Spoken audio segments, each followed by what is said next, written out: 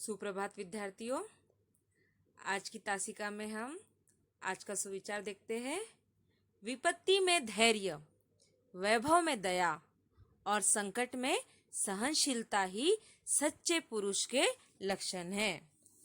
इसका अर्थ यह है कि विपत्ति के समय हमेशा हमने धैर्य रखना चाहिए, धीरज रखना चाहिए।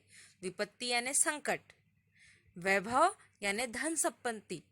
जब हमारे पास धन संपत्ति अधिक है तो हमने दया भाव मन में रखना चाहिए, दान देने का भाव हमारे मन में होना चाहिए। और संकट में जब हम पर कोई विपत्ति है, संकट आया हुआ है, तब हमने सहनशीलता यह गुण अपनाना चाहिए, क्योंकि हर संकट से आगे बढ़ा जा सकता है। और जब यह तीनों गुण हम में होंगे तो हम सच्चे पुरुष कहलाएंगे, और यही सच्चे पुरुष के लक्षण हैं। फिर से एक बार कहूंगी, विपत्ति में धैर्य, वैभव में दया और संकट में सहनशीलता ही सच्चे पुरुष के लक्षण हैं।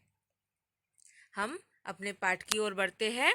उसके पहले पिछली कक्षा में जो हमने छोटा जादूगर का पहला भाग पढ़ा था, उसे थोड़ा याद करते हैं कि लेखक कार्निवल के मैदान में जब जाते हैं तो वहां पे उनकी नजर एक छोटे 13-14 वर्ष के बालक पर पड़ती है, जिसके चेहरे पर एक गंभीर विषाद होता है।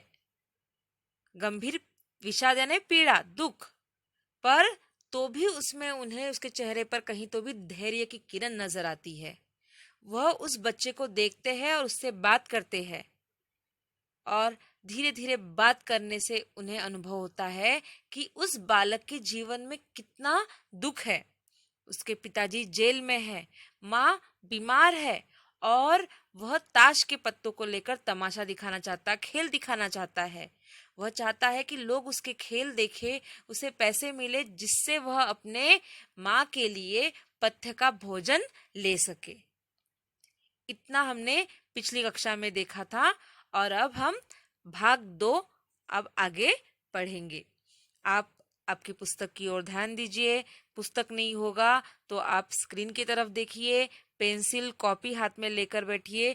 जो भी बातें आपको बताई जा रही है समय समय पर उसे रेखांकित कीजिए और अपनी कॉपी में लिखते भी जाइए।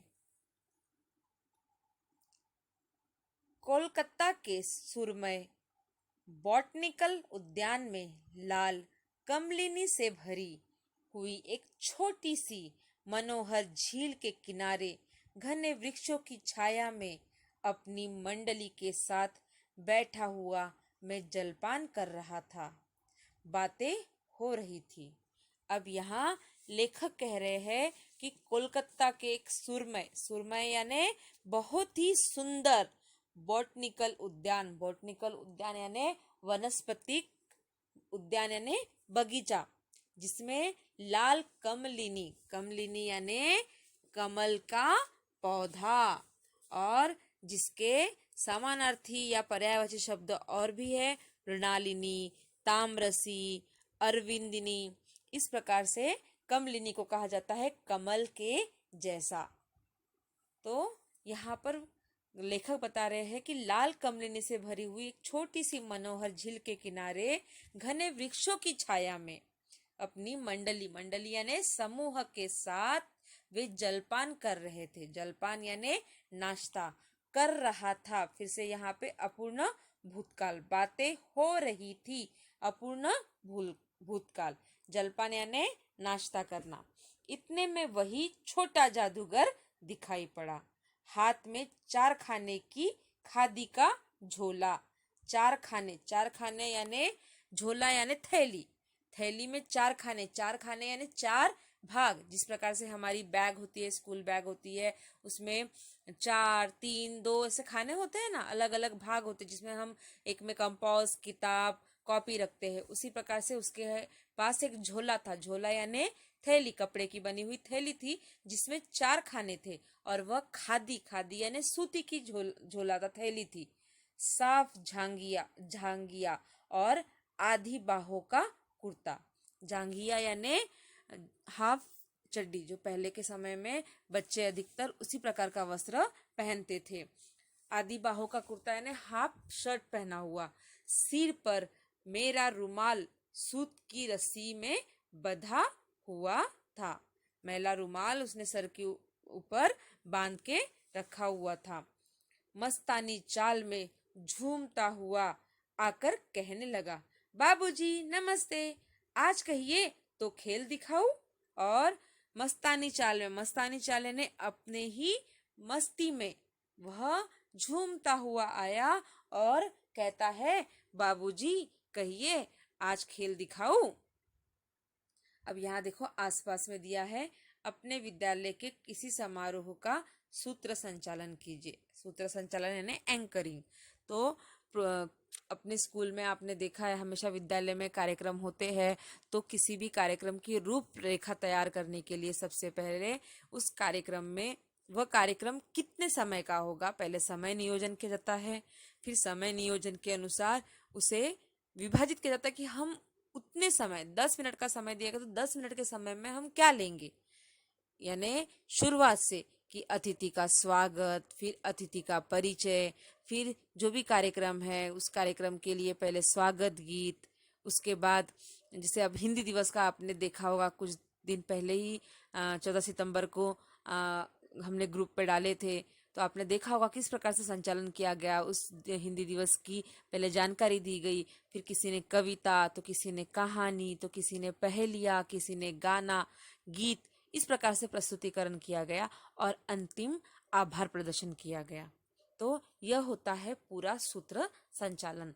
तो इस प्रकार का सूत्र संचालन आप याद कीजिए, भूलिए मत। इसलिए हम लोग अभी जो भी कार्यक्रम हो रहे हैं हम उसको मिलकर स्कूल में तो नहीं सेलिब्रेट कर पा रहे हैं, पर किसी न किसी माध्यम से, चाहे वो मोबाइल ही क्यों ना हो, उस माध्यम से भी आप तक पहुंचाया जा रहा है। तो इसी चीज को आपको हमेशा ध्यान रखना है। आगे, नहीं जी तुमको, क्रोध से मैं कुछ और कहने जा रहा था और लेखक क्रोध में आकर कुछ उसे और भी कहने वाले थे, पर वे चुप हो गए। क्रोध से मैं कुछ और कहने जा रहा था। श्रीमती ने कहा, दिखाओ जी, तुम तो अच्छे आए, भला कुछ मन तो बहले। मैं चुप हो गया क्योंकि श्रीमती की वाणी में वह माँ की सी मिठास थी जिसके सामने किसी भी लड़के को रोका नहीं जा सकता। उसने खेल आरंभ किया।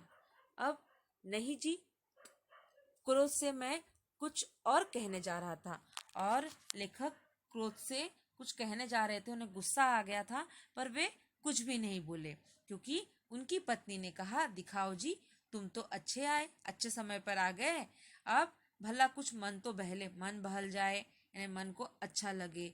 और लेखक चुप हो गए क्योंकि श्रीमती की वाणी में, यानी उनकी पत्नी की वाणी में, बोली में माँ जैसी मिठास महसूस हुई जिसके सामने किसी भी लड़के को रोका नहीं जा सकता था।